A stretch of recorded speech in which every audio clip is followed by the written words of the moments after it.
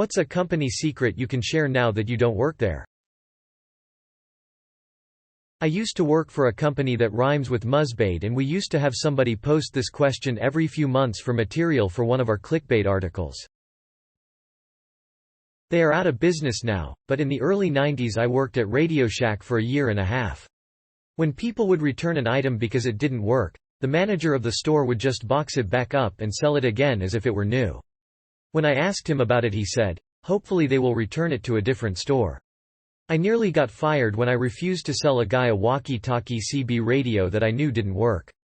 The guy was on his way out for a hunting trip and was buying 3 of these for him and his friends. We had 2 and the third was the broken one. In front of the customer, I told the manager that one didn't work and I had tested it. The guy was happy, I told him. We arranged for him to get the last one he needed at a different store and off he went. The manager was livid with me and nearly fired me. "I'm sorry, I'm not sending people out into the forest with gear I know doesn't work." Hilariously, a few months later the manager was caught stealing from the store and got fired. Well, I didn't expect this to blow up like this. It's pretty funny. My highest upvoted comment is about my shitty past job. Used to work at a graphic design firm. All our Adobe software was pirated. I used to work surveillance at a casino. From something like 3 stories high ceiling, we could zoom in on money on the table games and read the serial numbers of the bills. We could see the pips on the dice. Policy was to not look down blouses. They're busy looking down a blouse. Government-funded refugee advocacy agencies at a time were approving a disproportionate amount of young women, 18 to 25, from Syria and Iraq with sexual assault history for their services. Upon further investigation, my team discovered consultants from said agency were engaging in sexual relationships with these girls. They were denying them opportunities of employment to keep them in financial destitution purposely. When the girls became desperate, the offer of private prostitution was made by the consultants. I whistle blew to the organization heads. They thanked me and the consultants were gone the next day. Huge meeting with senior board. Apologies. This isn't the way we do things. Speeches blah blah blah. And within 3 months me and the other 6 other complainants and investigators had all resigned from the company for different reasons. On paper it looks coincidental, in reality we were all individually pushed out. 2 of the consultants that we uncovered were doing the worst were not fired. They were given the option to resign and are currently working at other agencies with vulnerable young women. You should at least give an anonymous tip to the FBI. That's human trafficking. Maple sap can be trucked in from other states, and where it's turned from sap to syrup decides on the state it comes from, not the location of the trees.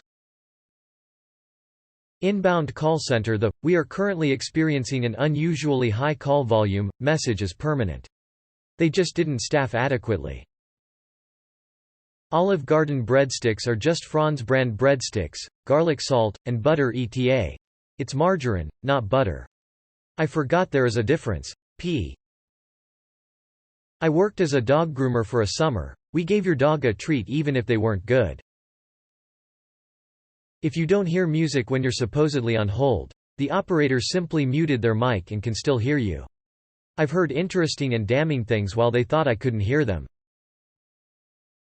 Worked in insurance. Hundreds of people have access to your SSN with no security clearance or background check. The same is true of every HR office in existence. Worked at a major cable, ISP and their 4 billing cycles. They upgraded the billing system, but did something wrong, and all but the current cycle got a late charge. But instead of fixing it immediately, we were told to credit their account if the customer called in. I did the math, and for the size of our city, and the 3/4 of people wrongly charged, it was over $1 million USD. Most people just pay their bill and don't look to close. It was Time Warner, which was bought out a couple times in my area. Comcast. They do this all the time. Not really worth the hour plus it takes on the phone for them to not steal from you, but it's worth it to them to steal from thousands of people. Arby's manager replaced the expiration stickers on the bread with new ones. I guess so the bread would last longer that way. I threw out 100 plus pitas with green fuzz on them after checking the manager's work. If you were on live chat with customer care, I could see what you were typing before pressing send. I watched people work through grotesque, racist, sexist statements, fraudulent lies and mistruths, meticulous grammar fixes, and their whole range of emotions in real time before deleting and typing, OK. I worked for a restoration company. One time an elderly woman called them to clean her house. She was a hoarder or there had been a fire. I can't remember. Anyway, the company charged $57,000 for the work to be done. But in actuality they couldn't even get the charges to add up to $20,000. She couldn't file this on her insurance. There are other examples of gross overcharging, but this is the worst I know of that wasn't on the large loss side. The lesson here, if you have water, fire, mold, or hoarder damage and call in a company to clean it up, go through every line item on the invoice. Every single one. Your luggage at an airport isn't really handled with care. I worked baggage at an airport. Nothing is handled with care. If it's marked fragile, your only hope is nice baggage handlers. You should avoid packing breakable things at all costs. Edit. Not totally true. I never had one, but we were trained on how to properly handle a casket. The training was be very careful. Don't drop it, and for the love of God, don't sit on it like it's a horse. True story. That's what our boss said. I worked for a large construction company and the sales guys would intentionally omit items from contracts because they received incentives for what would then become a change order. Me. You forgot to include any framing in this contract, sales weasel. Oh, I guess it's a change order then. Customer cries. We had a sales lady for a home we bought who actually said to us, hang on, you're changing this and this and that. I'm not submitting it yet because if we do it 3 times you're charged 3 times. So I'm gonna wait for the couple days you tell me you need to finalize your ideas. Same person when we went to final sign the initial paperwork pointing out the lot size is a lot larger than marked on plan, bad math, said, you're right. You're getting a good deal.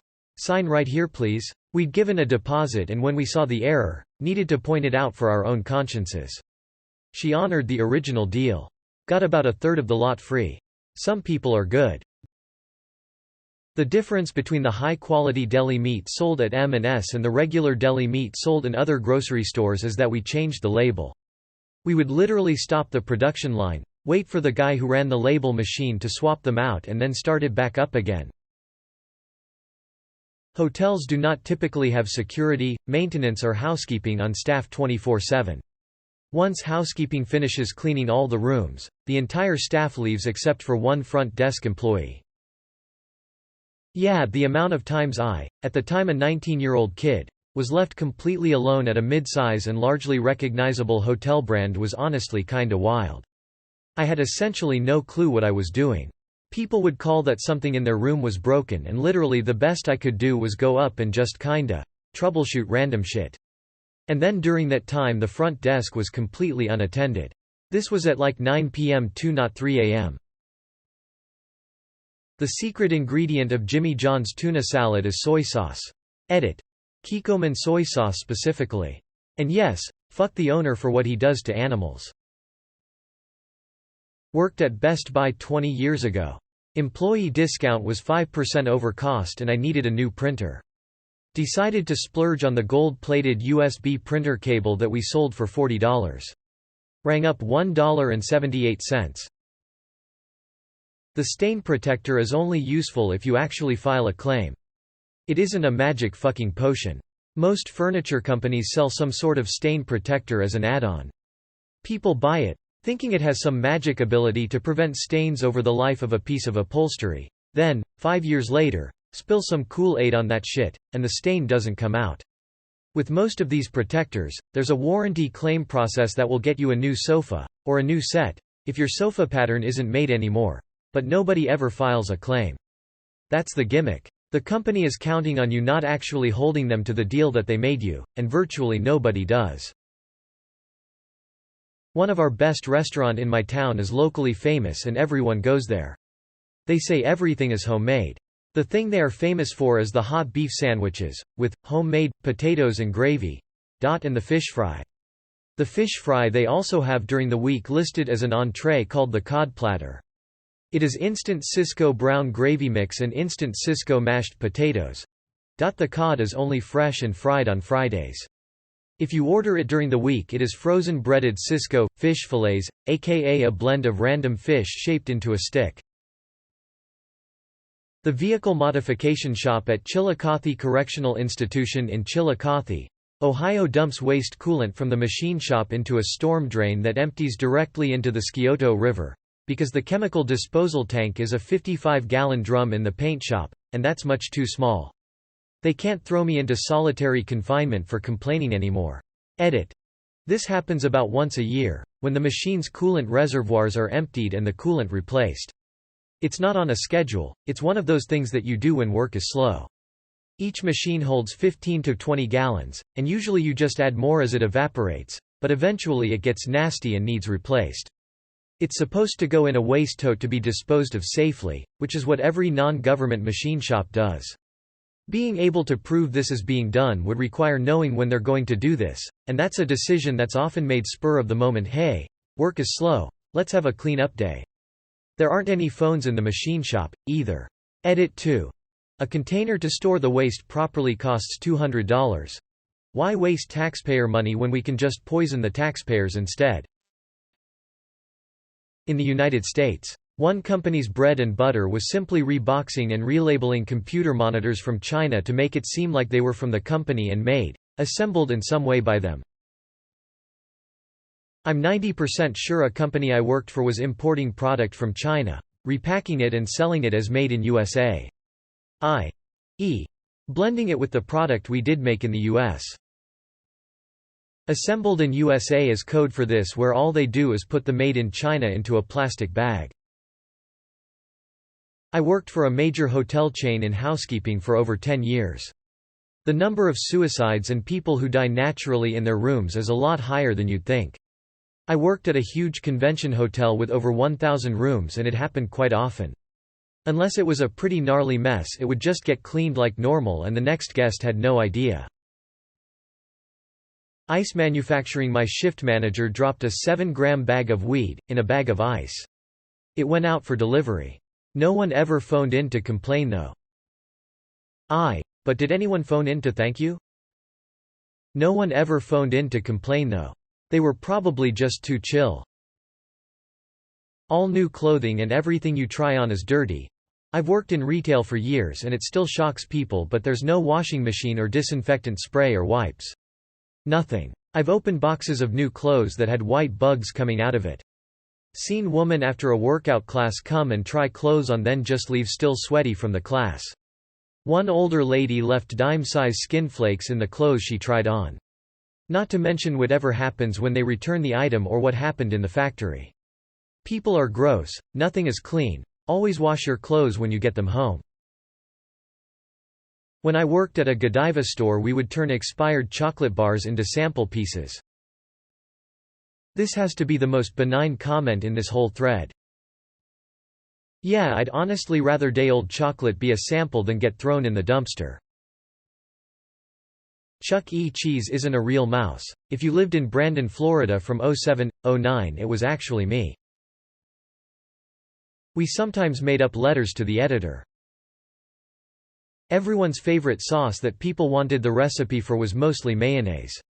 Sure, it was called creamy pineapple sauce, but it's just pineapple salsa and mayonnaise. Pretty much every restaurant's special sauce is mostly mayonnaise. If you pick up a wall phone at Home Depot and push 7, it activates the store-wide intercom. This works in every store in my province. A fake. Your warranty service part that took 8 months actually arrived 3 weeks after they paid the invoice. They didn't even order it for 7 months. They told you it was manufacturing delays and supply chain issues, but in reality they couldn't afford to pay their bills and had to pick and choose which orders to place. You weren't a priority. They were just really bad at budgeting and damage control. Ice machines are disgusting inside, full of slime. Movie theaters don't make money off the tickets, they make money off the food and drinks. Despite this, 99.9% of theater staff give less than 0 shits if you sneak food in. All we ask is that you're subtle enough that we don't get yelled at by the 0.1% who cared. Inbound call center. There is no such thing as a silent hold. You are on mute. We could still hear you, but this isn't done maliciously so we can listen in. We had targets for hold time and putting you on mute instead used zero hold on that call and brought the average down. Sometimes we were asking a colleague for input. Sometimes we were avoiding an awkward silence while the computer took forever to load. Personally, I did it a lot because I can fix your issue, account easier when you're not yapping in my ear with stupid questions. And also I might want to call the last person you spoke to some very bad words for messing it up or bullshitting you in the first place. I worked at a candy bagging warehouse like the crappy .99 gas station candy where we would even make trail mix by hand. Tons of sweat would drip into the mix because we would be in a 100 F+ room with little ventilation. Also my boss was a hunter so a quarter of the warehouse was dedicated to his taxidermy treasure room. Fucking smelt like shit in the summer but he was so proud of himself. Edit. Also should add that if the expiration dates were bad we would use nail polish remover to take the date off. I used to work for a rural ISP. We had one access point with 13 customers, but only 12 IP addresses provisioned. This means only 12 out of 13 people could be online at any one time. Anytime a customer called from that service area, we'd log in and reboot the tower's radios, kicking everyone offline to force DHCP renewals. It always meant whomever was calling in was able to get an IP and get online, but we knew that if all 13 customers wanted to be online at once, we wouldn't be able to service them. I brought it up with management, but they deemed it too expensive to address. I explained that it made us look like a fly-by-night shady as hell outfit. Since it was a rural ISP, I knew I'm not just talking to one person either, I'm talking to him, his wife, dog, kids, priest and 5 buddies from the coffee shop. Make a bad impression on one person and you might as well take out an ad in their local paper calling the whole town assholes. I handed out a lot of free months of service working there and would often make the point credits aren't revenue for justifiability angry customers. Edits to answer the questions. Not Nortel. Comcast, Frontier nor the one you're about to ask, but they are good guesses. Yes, it would have been an easy fix, but the GM was an accountant and cheap. This was one of our APs. We had 10,000 customers, not 13. Some APs, access points, had 80 subscribers connected to it, some had fewer. The larger APs were properly provisioned with more than enough addresses. This was a one-off tower but it was always our shame. Edit 2. The ISP no longer exists, but the company that bought it out has now been correctly guessed. Well done Reddit HiveMind. I used to work as a receptionist at an upscale salon. While I was there, the salon introduced a new line of products marketed towards men. Up until that point most of our products were marketed towards women. But the execs saw that we were getting more male customers. Every item in the men's product line was about half the cost of our other products. The men's shampoo was the exact same shampoo the salon had been selling for years, but because they put it in black packaging with the word man on it, it was half the price. The owner's explanation was, well, men don't want to pay that much for hair products. For the rest of the time I worked there, every time a woman came up to buy that shampoo I'd tell her that the men's shampoo was the exact same product for half the price. I worked at a Petco in Alaska. Apparently brown, black mice are not allowed up here. Only white mice. We got a shipment in of a bunch of black, brown mice and had to take them to the vet to be killed. Also, the animals are literally shipped in on a UPS truck and delivered in packages. I would open a package and it would be full of fish or mice or snakes. Jan never knew what was coming, it was wild. Luckily my shift manager was a really good person. She tried her best to help any sick animal and was super diligent about keeping the cages really clean. She would stay after hours to care for the sick animal in the back and double down on cleaning. When upper management came, they didn't give a shit how clean anything was. They would yell at us to get more customers to sign up for pet rewards. If I didn't pester every single person checking out, they would get angry and give me point deductions. I have no idea what the deductions even did. One of the upper managers watched me for like 3 hours when I was at the register. He said I wasn't pushy enough on getting people to donate, sign up for shit. Bitch. I will ask once and if they say no I am not asking again. That shit is annoying AF. He also got mad at me when I didn't clean the birdcage fast enough. It took time away from the register. Oh, I'm sorry, I don't want our birds to stand in their own shit for hours, so yeah, I'ma take my time to scrub that shit clean. Also, don't buy fish from Petco. Pretty much every shipment that came in they were all infected with ick. Basically half our tanks were in quarantine. We had several customers come back saying we killed their entire fish tank because of a fish we sold them. Fuck Petco. If you go to an event that has event security, ask them for better seats. Or be really nice to them, they might bring you something special. I work at a hockey rink, we give nice people pucks, pins and let them go down to the front to see the players. This is true. My wife is a saint to people in the service industry and has received so many random upgrades at hotels and gigs because she's just nice to people. My wife's a whore and gets the same. I worked at a comic book store that offered a service where you paid a small premium to have sent in rare comics to have them graded at CGC. A few months later we had many customers coming in to check the status of their comics. We contacted the owner to see what was going on, and he would always claim that there was some distribution problem. Fast forward a few months, we found out he was taking customers' graded copies and selling them online while trying to return back issue versions of their original comics. I worked at L'Oreal. The cosmetics from L'Oreal and Lancôme are practically the same. But Lancôme costs like $20 more. I don't think it's a bad secret at all. But back in college, I delivered pizzas for Papa John's. The store manager must have had an undiagnosed case of OCD or germophobia or something. Because every night, he would assign someone to do the cleaning duties, mopping floors, double-checking expiration dates, throwing away expired stuff, etc. And every night, he would absolutely lose his temper and berate whoever was doing the cleaning. They were going too fast, they weren't cleaning everything, whatever. After that, he'd always take over the cleaning himself. He was amazingly picky about the cleanliness and food quality. Expiration date is 3 days from now? Fuck that. I'll order more. Throw that shit away, we're not serving it. He would also go out of pocket to buy special cleaning products because that worthless bullshit that corporate wants us to use doesn't get the job done. He also went out of pocket to hire some kind of specialist to clean out the fountain drink dispenser, ice machine and all that stuff. The machine needs to always be as close to brand new as possible. One standout moment for me was when he reduced a cashier to tears by hollering, "Would you eat off this floor?" No? Then it's not clean enough. He wasn't telling her to eat off the floor. He was just making a point. After we'd closed the store, he'd kick all of us out, lock up behind us and stay until something like 2 a.m. cleaning the place. You always knew when he closed because you could smell the chemical scent still lingering in the air. The end result of this was the store, the food, the equipment and the facilities were always in squeaky clean condition. Customers, somehow, picked up on what a perfectionist the store manager was and bought from us all the time. Because there's a lot of peace of mind that goes in with knowing your food was cooked by someone willing to throw ingredients away before the expiration date, stay in the store until God knows when cleaning everything, etc.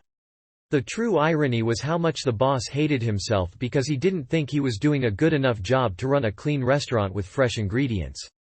It didn't matter how many compliments he got from customers or how many service industry veterans said they'd never worked in a place as obsessive about freshness and cleanliness as his Papa John's store. He was convinced his store was still a filthy barn. Eventually, he got promoted to some kind of higher-level corporate position, district manager. That required him to visit other stores and make sure they were all up to spec. The end result of that was a lot of stores in this area all improved seemingly overnight. Just admit you worked for Los Palos Hermanos. I still work here, but everyone please get a copy of your medical records from every place you've been to.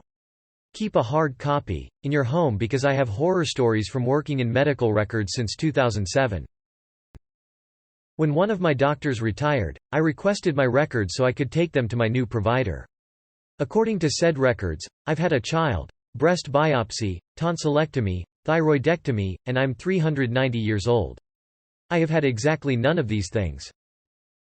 Being 390 years old, I'd expect you to misinterpret some of these documents. Ford parts from Mexico are way more reliable than Ford parts from Detroit, or at least they were before 2020. I worked in Detroit and we had some customers who were fussy about us always doing repairs with Michigan parts, but when we had a problem that wouldn't stay fixed we would always secretly switch to the Mexican parts, which did solve things. I was a prison guard a decade ago and we installed some facial tracking software in the surveillance cameras. One of the inmates panicked while cleaning the unused solitary confinement cells, which is usually a desirable job. It's easy as fuck and nobody pays attention to you. And he insisted that he be moved out of that job because there was a ghost. The ranking officers decided to check the new cameras, and the security software claimed it saw a face behind the inmate at the same time as he was visibly startled in the camera footage. We're all aware there are mundane reasons why a new facial recognition system would think it saw a ghost, but since the inmate and the security software both thought there was a ghost, it was decided that the inmate should be immediately transferred at no penalty. This isn't a company secret, but I worked part-time at a Domino's franchise in college. The owner was, at first glance, a short-tempered, critical penny-pincher who did everything he could to save business money, right down to watching over your shoulder to make sure you didn't put too much cheese on a pizza. Cheese is called white gold in the pizza industry, even back in 2002. But after working for him for a while, you realized why he was so specific about the margins. Twice yearly, he would send out generous bonuses, in the form of money orders made out to his employees from his own personal savings account, to the college students working for him. The checks, money orders contained the memo line "Keep learning." The amount of the money orders would be directly correlated to the profit margins of the stores he owned. The dude did legit profit sharing. After I graduated, I heard a rumor that he was trying to start up a small education grant trust that would benefit applicants of the Farmer School of Business at Miami University, but I don't think anything ever came of it. This owner also played favorites when hiring. Every single one of his managers was a former employee. 3 of the 4 managers at his stores when I worked there had graduated from my college with business degrees. All 4 of them had a small portion of their education paid for by Marvin Covington. Marvin Covington, Oxford, Ohio Domino's owner from Vevey, Indiana, died in 2017. That dude knew how to do business, and do it right. Work in IT. Everyone pretty much openly admitted our software was held together by the digital equivalent of duct tape and chicken wire.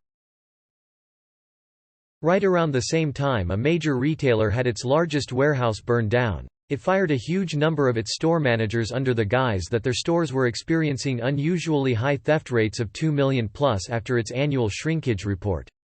They fired my store manager and tried to tell me that we had a near $3 million shrinkage. I spent 12 hours with a full crew of salaried managers trying to locate the missing items within the store. I'm talking full-blown arcade machines, furniture, etc. We found nothing outside of a display the counting crew missed. The warehouse was burned down within a week or 2 of this. They're still filling in some of these store management spots. I was the one who did an undercover news stories about Scamp's Pet Stores and their affiliation with puppy mills. Please don't buy from pet stores, folks. I've worked at Petco and PetSmart and both are pretty terrible. I was a groomer, so I had things like benefits, but the amount of people who would try to hide injuries to a pet was shameful, including upper management. They are mostly groomers trained by Petco and PetSmart. If you want a mass-produced grooms by people who hardly care, then it's fine to go there. But in my experience, at least in a big city, they care less than other groomers. It's also lucky if you get half the services you paid for, and none of them work like they claim. This is a bummer to read. My pup went to PetSmart for 15 of his 18 years for grooms, same groomer for 12 years, and when she went private we followed her. We only ever had one issue, when a new groomer accidentally nipped the skin by his eye. But she called me right away freaking out, and the manager covered his vet bill, no questions asked. The Petco by me will special order my dog's food. It's a SKU they don't carry at that particular store, but the manager will order it for me every 6 weeks. I used to work at the front desk of an hotel. More often than not, if we tell you we're fully booked when you try to make a reservation, we actually are. Boot. Sometimes it's just bullshit we make up because we got a bad vibe from you. We get blamed if we accept a booking from a person who then trashed the room, or was just all around annoying, rude to the staff. It's not all hotels I worked at that do this, but some do.